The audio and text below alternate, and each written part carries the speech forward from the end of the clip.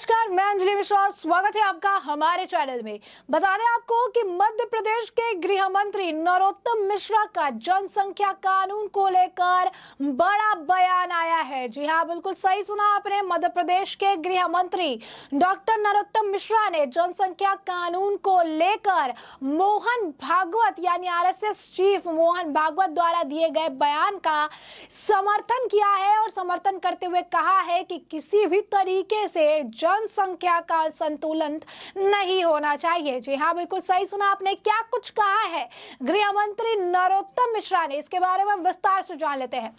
गृह मंत्री ने कहा कि मोहन भागवत का बयान देश की दृष्टि से काफी ज्यादा महत्वपूर्ण है। देश में आबादी का असंतुलन नहीं होना चाहिए और इसके लिए उन्होंने काफी उदाहरण भी दिए हैं। कांग्रेस देश के अंदर सिर्फ अपनी राजनीति देखती है, लेकिन भागवत का ध्यान पूरे देश पर रहता है। यह बुनियादी सोच का फर्क है। गृह मंत्री डॉक्टर नरोत्तम मिश्रा ने अपने बयान के दौरान कांग्रेस को घेरते हुए भारत जोड़ो यात्रा में सोनिया गांधी के शामिल होने पर भी टिप्पणी की और कहा कि भारत जोड़ो यात्रा का असर और रुझान दिखाई देने लगा है। गुलाम नबी आजाद पहले छोड़ गए थे, अब गुजरात में भी विधायक कांग्रेस छोड़कर भागने लगे हैं। यात्रा की शुरुआत जब से हुई है तब से कांग्रेस बिखरती जा रही है। उन्होंने कहा कि पूरे देश में कहीं ना कहीं कांग्रेस के बड़े नेता कांग्रेस को छोड़कर जा रहे हैं। राहुल गांधी और प्रियंका गांधी चुनावी हिंदू हैं। चुनाव के समय ही इन्हें हिंदू और हिंदू त्योहार याद आते हैं।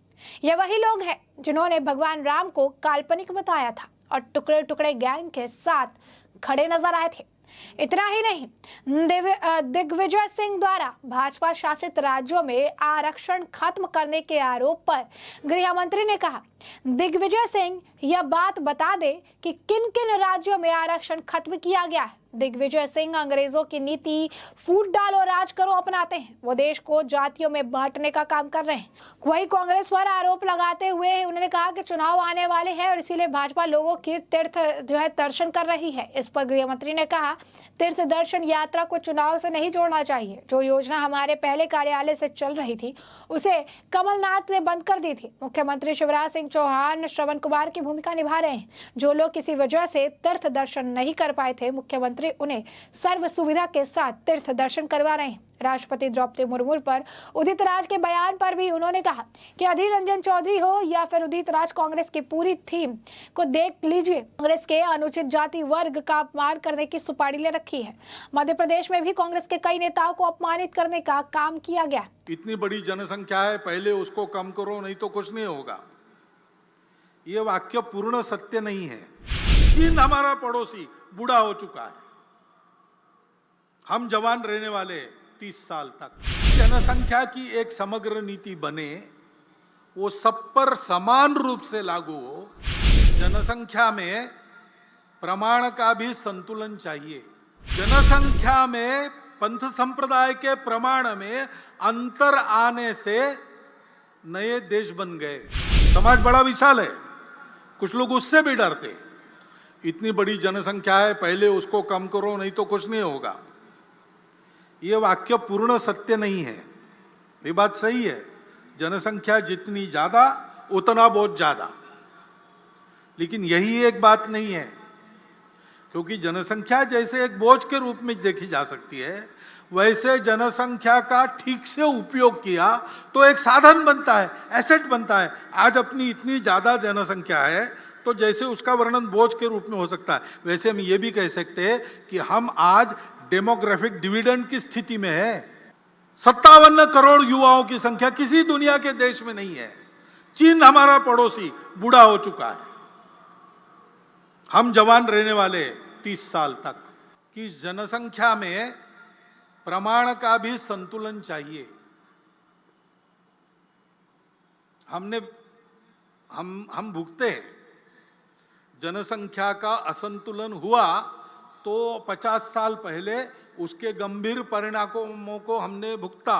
और बता दें कि राष्ट्रीय स्वयंसेवक संघ के सरसंचालक आरएसएस यानी मोहन भागवत ने संघ को विजयदशमी उत्सव के जनसंख्या संतुलन का मुद्दा उठाते हुए ये कहा था कि भारत में जनसंख्या पर एक समग्र नीति बनने जो सब पर समान रूप से लागू हो और किसी को छूट ना मिले।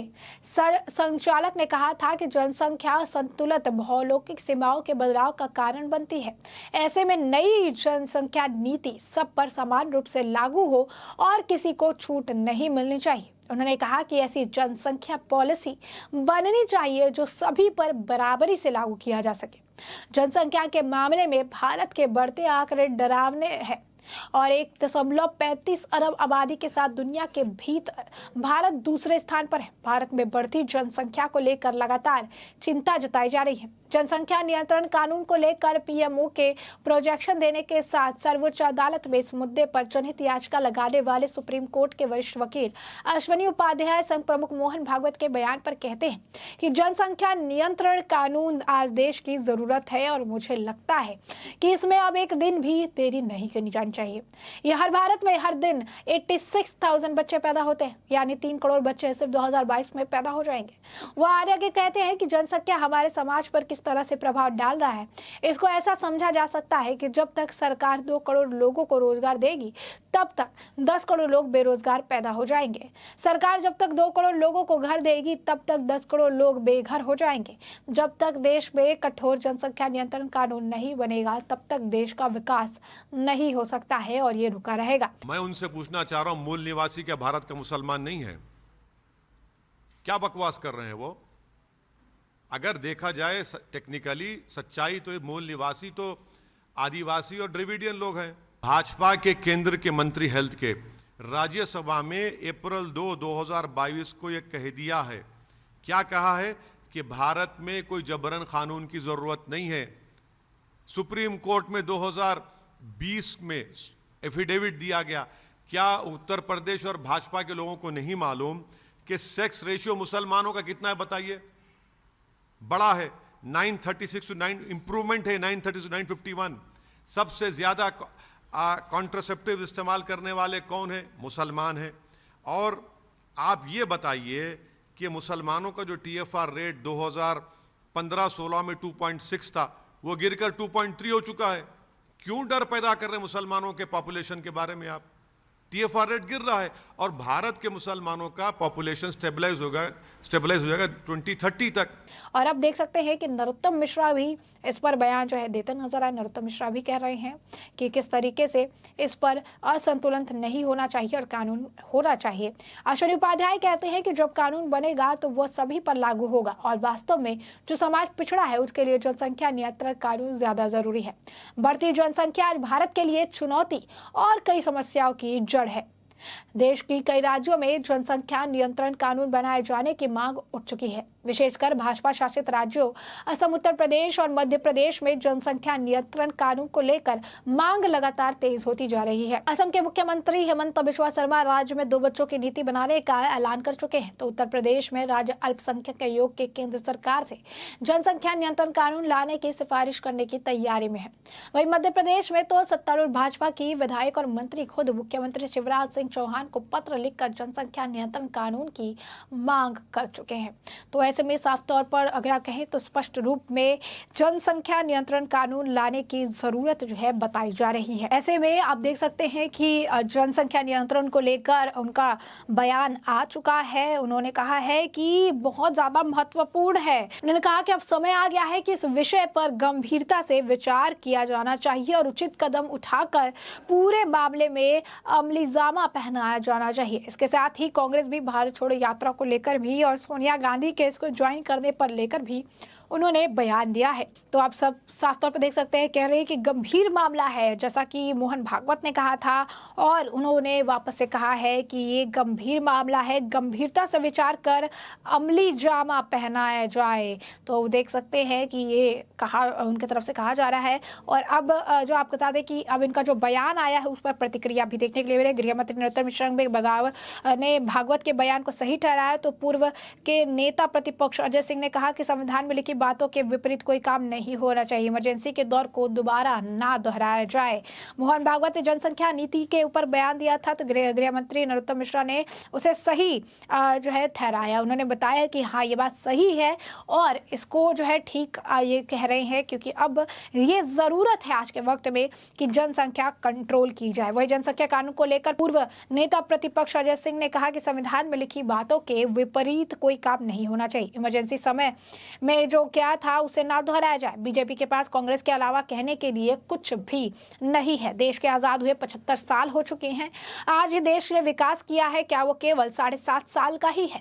बीजेपी इतिहास को दोबारा लिखना चाहती है, जो कि संभव नहीं है।